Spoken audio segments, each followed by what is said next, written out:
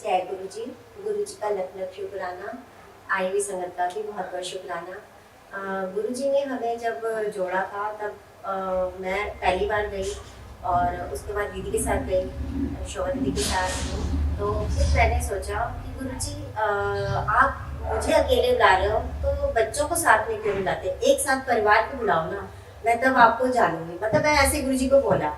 और उससे मतलब हाँ, तो मैं हो गया उससे पहले का सत्संग है मेरा, जब मैं गुरु जी से 5 साल पहले मतलब 5 साल तो हमें जुड़े हुए हो गए, लेकिन 3 साल पहले हो गया था। और कृष्णा मंदिर है हमारे यहाँ पे, वहाँ पे हुआ था गुरु जी का सत्संग। तो वहाँ से मुझे स्वरूप मिला।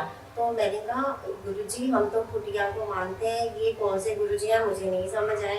तो मैं स्वरूप को घर भी ले आई। उसके बाद मैंने बढ़वा भी लिया। फिर भी मेरे मन में बेचैनी ये कि तो कुटिया को मानते हैं मम्मी पापा, कैसे मैं गुरु जी मतलब मैं जानती भी नहीं थी उनको।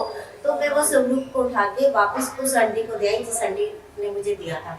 मैंने कहा मुझे नहीं रखना भाई, हमारे घर में कुटिया को माना जाता है, कुटिया के गुरु जी को माना जाता है, मैं ये वाले स्वरूप को नहीं मान सकती, सॉरी। अच्छा 8 साल हो गए गुरु जी से हमें मतलब जुड़े हुए।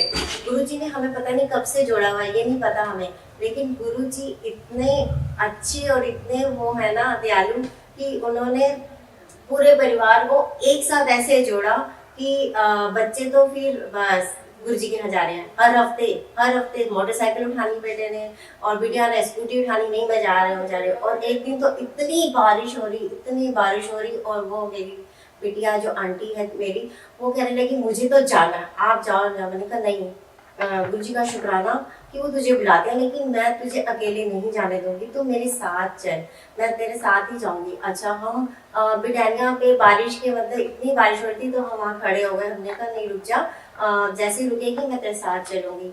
फिर हम उसके साथ जो मैं उसके साथ जो है गई। पूरे रास्ते जो है बारिश थोड़ी थोड़ी होती रही, लेकिन जब हम आश्रम पहुंचे तो वहाँ पे बारिश बिल्कुल भी नहीं। तो शुक्राना इस बात का गुरु जी का कि गुरु जी ने वहाँ पहुँचाया, फिर लंगर प्रसाद कराया और वापस आए तो भी बारिश नहीं, और उसके बाद तो फिर बारिश इतनी तगड़ी।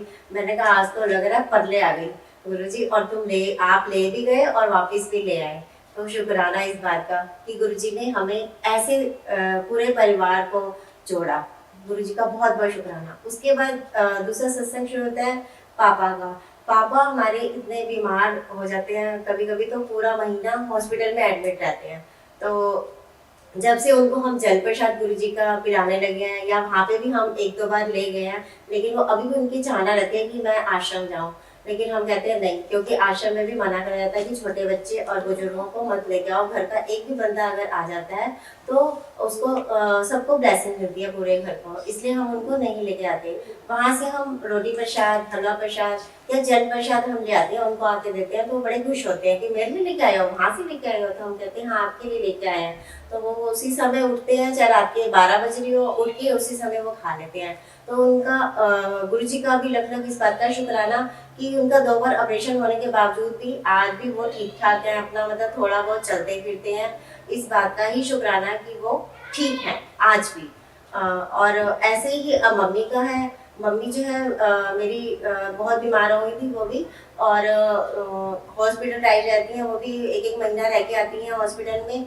तो उनको भी जल प्रसाद और ऐसे ही हम देते रहते हैं। तो एक दिन तो वो सुबह सुबह फ़ोन करने लगी 4 बजे से, मेरी भाभी को बोलने लगी कि उसको फ़ोन कर, बेबी को हमें जाना है, आश्रम जाना है, गुरु जी के मंदिर जाना है, मुझे ना गुरु जी दिखाई दे रहे हैं और कह रहे हैं आश्रम आ।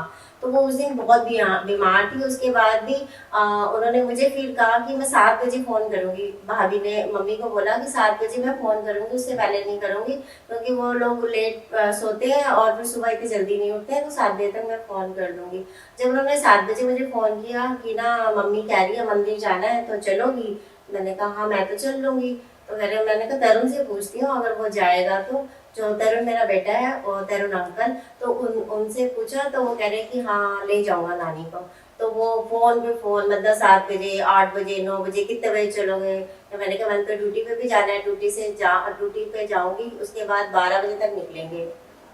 तो 12 बजे के करीब हम फिर फ़ोन आया कि अब आ रही हो ना? मैंने कहा हाँ आ रहे हैं, आप तैयार रहो, रेडी रहो, हम आ रहे हैं, मैं और तरुण आ रहे हैं। तो फिर उनको हम टैगोर गार्डन से, उनको हम राधिका कृष्ण में रहते हैं और उनको टैगोर गार्डन से उनको हमने लिया और जैसे ही बिठाया तो सत्संग पूरी गाड़ी में मतलब 1-1.5 घंटे का चलता है। तो जब तक मंदिर आश्रम पहुंचते हैं तो सत्संग सुनते हुए जाते हैं हम लोग। तो वहाँ पे मैं, तरुण अंकल और मेरे भैया अशोक अंकल और उनकी बिटिया, हम 4 लोग गए थे उनको लेके। तो जब हम आश्रम पहुंचे वहाँ पे व्हीलचेयर पे उनको बिठाया, रास्ते में कोई भी उन्होंने कोई आवाज़ नहीं करी, कुछ नहीं, चुपचाप सत्संग सुनते हुए गई। और जब वहाँ पे हमने उनको व्हीलचेयर पे बिठाया, व्हीलचेयर पे बिठाते ही जब अंदर लेके गए तो वो ऐसे वही चल रही थी कि जैसे कि आज पता नहीं रहेंगी या नहीं रहेंगी, गुरु जी को पता, हम यही बोलते हुए जा रहे। तो जैसे ही वो अंदर गई, मत्था टेका, वो वहीं पे गिर गई। तो मैंने कहा गुरुजी 1 दिन की मोहलत दे दो आप मुझे, कल भतीजी है मेरी, उसके बेटे का बर्थडे है, सिर्फ 1 दिन की मोहलत चाहिए, इससे ज़्यादा नहीं चाहिए। आपकी हैं ये तो आपके चरणों में ही रहे, अच्छी बात है, लेकिन मतलब कहते हैं ना कि किसी का भी अगर प्रोग्राम घर में हो तो वो भंग हो जाता है। तो हमने चाहा कि नहीं गुरुजी प्लीज़ 1 दिन की मोहलत दे देना। अच्छा गुरुजी, वो जैसे ही वो मत्था टेक के उठी नहीं ना, तो वो सारे सेवादार आगे करे, इतने बीमार है क्यों लेके आते हो, ये है वो है, डांटने लगे। तो हमने कहा ये ना 4 बजे से ना इनको गुरुजी दिखाई दे रहे हैं और ये बोल रही थी कि वो आश्रम में बुला रहे हैं अंकल, हम तभी लेके आए हैं इनको, नहीं तो हम नहीं लाते। कह रहे चलो कोई बात नहीं। फिर वो बाहर धीरे धीरे जब हमने उनको उठाया तो वो मतलब लाश की तरह चल रही थी। तो मैंने और भैया ने, मतलब जो मेरे भैया हैं अंकल, उन्होंने पकड़ के, दोनों ने, हमने उनको घसीट के ले गए बाहर तक और फिर व्हीलचेयर उठाया। उन्होंने कहा कि जो सेवादार थे कि ना इनको तुम बाहर जहाँ चाय प्रसाद किचन है ना वहाँ ले जाओ। तो किचन के आगे उनको बिठा दिया हमने और वहाँ पे उन्होंने कहा कि आप लोग चाय प्रसाद ले लो, सोमवार का दिन था उस दिन। तो चाय प्रसाद, हम अंदर चले गए, चाय प्रसाद दिया, समोसा प्रसाद दिया। वो वहाँ पे सेवादार ने उनको चाय प्रसाद दे दिया थोड़ा सा कि चलो तुम ले लो। अब उनके सांस धीरे धीरे जो है ना ठीक हो रही थी। तो वो बाहर चाय प्रसाद पी रही थी, हम अंदर पी के बाहर आए। तो हमने कहा आपने लिया? कह रहे हाँ लिया चाय प्रसाद। हमने कहा मट्ठी प्रसाद खाओगी या समोसा? कह रही नहीं मैं नहीं खाऊंगी। तो मतलब ये सोचो कि थोड़ी थोड़ी उनके जैसे ठीक होने लगी, चाय प्रसाद पी के, जल प्रसाद पी के। फिर हम उनको गाड़ी में, फिर व्हीलचेयर पे बाहर तक गाड़ी तक ले गए कि चलो बैठ जाओ अब गाड़ी में लेते हैं। जैसे ही हमने उनको गाड़ी में बिठाया संगत जी, और उनका मतलब ये सोचो कि ना तो वो 2 घंटे 4-6 घंटे में वैसे भी हर किसी को वाशरूम आ जाता है, लेकिन उनको कोई प्यास नहीं, कोई कुछ नहीं, वाशरूम ही नहीं जाना, जबकि हर आधे घंटे में भागती हैं वाशरूम के लिए। और ना तो वो वाशरूम के लिए बोला ना कुछ कि मुझे चाहिए, बस चुपचाप लेट गई। हमने तो ये सोचा आज तो ये गई। अच्छा फिर जब हमने कहा कि आप ठीक हो ना, वो हाँ कर रही ना कर रही। तो संगत जी अब मैं और मेरे भैया तो हम रोने लगे। तो अंकल कह रहे क्या हुआ क्या हुआ? मैंने कहा कुछ नहीं। तो हमने रास्ते में ही बोला कि हॉस्पिटल लेके चले। कह रहे नहीं। भैया कहने लगा हॉस्पिटल ले लेते हैं। मैंने कहा नहीं रहने दे, जो होगा अच्छा होगा, घर ही चलते हैं। तो हम रास्ते भर में मतलब गुरु जी का जाप करते हुए आए। और जब घर लेके आए तो उनको हमने ये सोचो कि डेड बॉडी की तरह उठा के उनको बेड के ऊपर डाला। और रात को फिर मैंने, मतलब मुझे घर भी आना था, पापा को खाना देना था। मैंने कहा नहीं मैं तो घर जा रही हूँ, और जो होगा देखा जाएगा। कल हमने वहाँ पे प्रियंका, मतलब जो मेरी भतीजी है, उसके घर पे जाना था, फंक्शन था। मैंने कहा कोई नहीं गुरु जी, जो होगा, जो भी कराएंगे वो अच्छा ही कराएंगे। तो लेकिन संगत जी रात को फिर 2 बजे मैंने फ़ोन किया। मैंने कहा ठीक है मम्मी। तो फिर भाभी कहने लगी कि हाँ अब थोड़ी सी उनको सांस की राहत आई है और अब वो ठीक है, पानी भी पिया उन्होंने, तो ठीक है। मैंने कहा शुक्राना गुरुजी, लख लख शुक्राना आपका। तो उसके बाद फिर सुबह मॉर्निंग में फिर मैंने फ़ोन किया। मैंने कहा ठीक है? कह रही है हाँ अब ठीक है थोड़ा सा। मैंने कहा चलो अब शाम को जाना है वहाँ पे भी, क्योंकि वो बुलाया हुआ है उन्होंने और होटल में है, वहाँ पे भी प्रोग्राम तो जाना ही है। तो मम्मी के पास फिर हम घर गए पहले। हमने कहा चलो ठीक हो ना? कह रही हाँ ठीक हो। कह रही मैं भी चलूँगी। मैंने कहा नहीं आप आराम करो, कोई बात नहीं, ठीक रहो बस। तो उसके बाद उनके पास किसी को हमने छोड़ा और हम सब वहाँ पे गए। और वो आज भी ठीक है, लेकिन बीमार होती हैं लेकिन ठीक है। तो गुरु जी का लख लख शुक्राना। और बस यही कहूँगी कि गुरुजी सबको ऐसे बख्शते हैं, ऐसे वो रहमतें देते हैं कि उनका क्या कहना।